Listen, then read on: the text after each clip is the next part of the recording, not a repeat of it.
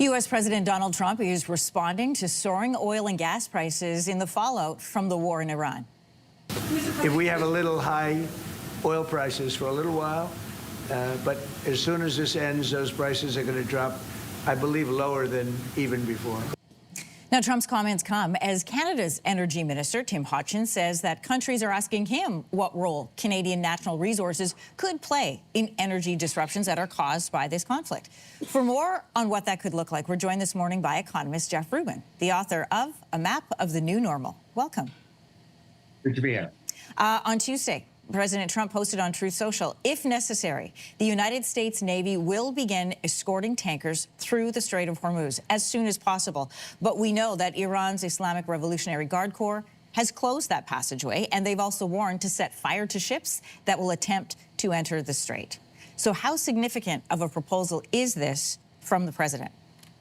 Well, he's also offered to pay insurance for those cargoes because no private insurance company will through those cargoes, which is why shippers aren't going through the straits. You know, these ships are like multi-billion-dollar enterprises. I don't think there's going to be too many eager takers here. I think the strait is effectively closed till the conflict is over.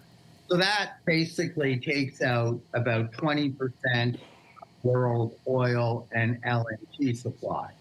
You know, if we're talking a couple of weeks, okay, I mean, I think, you know, the world economy can live with that. But if we're talking anything significantly longer than the sort of 4-week window that Trump said the military operation will take, then I think we're talking about a return to triple-digit oil prices and everything that brings with it. And his assessment that they will eventually go down? Well, depending on when this conflict is over and how much more damage is done to energy infrastructure. By the way, it's not just the Strait of Hormuz that is affected. I mean, you know, Saudi Arabia's main refinery was hit. Qatar, which is the world's largest LNG producer, has shut down production. So the longer the conflict goes, the more energy infrastructure is taken out. Then, of course, that's higher, not lower oil price. Right, and I'm really glad you brought that up because it's not even just direct hits, it's shrapnel from other hits that causes the production to slow or to shut down. I want to bring Canada into this conversation. According to the U.S. Energy Information Administration, 20% of the world's crude passes through the strait. That was from 2024.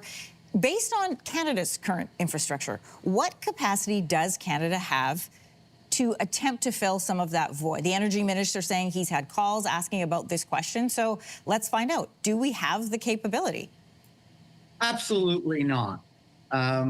It's true that there is great demand for Canadian oil and for Canadian LNG, but it takes more than having natural reserves to be an energy superpower.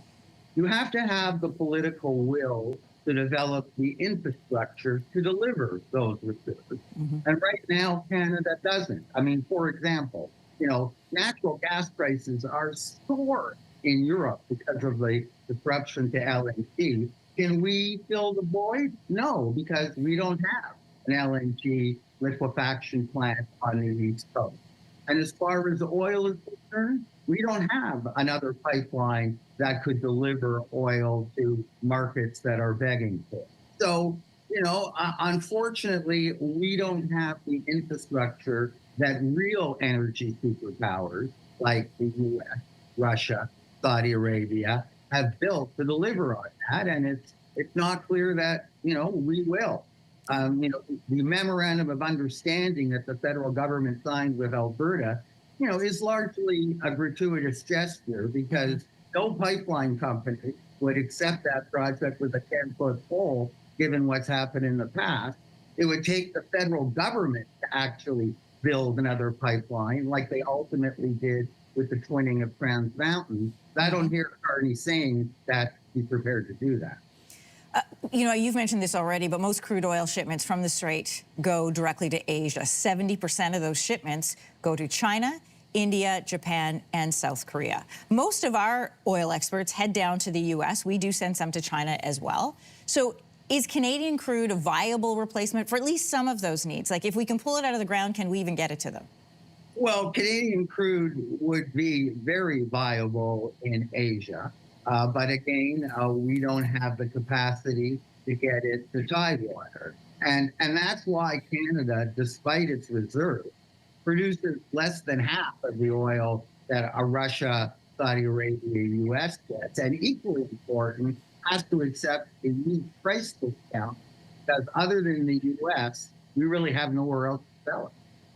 So when the energy minister says people are calling or making inquiries about, Canada as an option, what answer is he left to give them? Well, I'm sure they are, just as 3 years ago, the German chancellor came here begging to build, for Canada to build an LNG liquefaction plant in the East Coast, when then Prime Minister Trudeau said there was no business case. The bottom line reality is that without additional infrastructure, Canada's, Canada's vision of being an energy superpower is unfortunately right now nothing more than a pipe dream. Oh, well said. We'll leave it there. Jeff Rubin, author of A Map of the New Normal. Good to have you with us this morning. Thank you. Good talking to you again, Anne-Marie. If you like that video, make sure to subscribe to the Your Morning YouTube feed, where you can find all kinds of new content posted every weekday morning.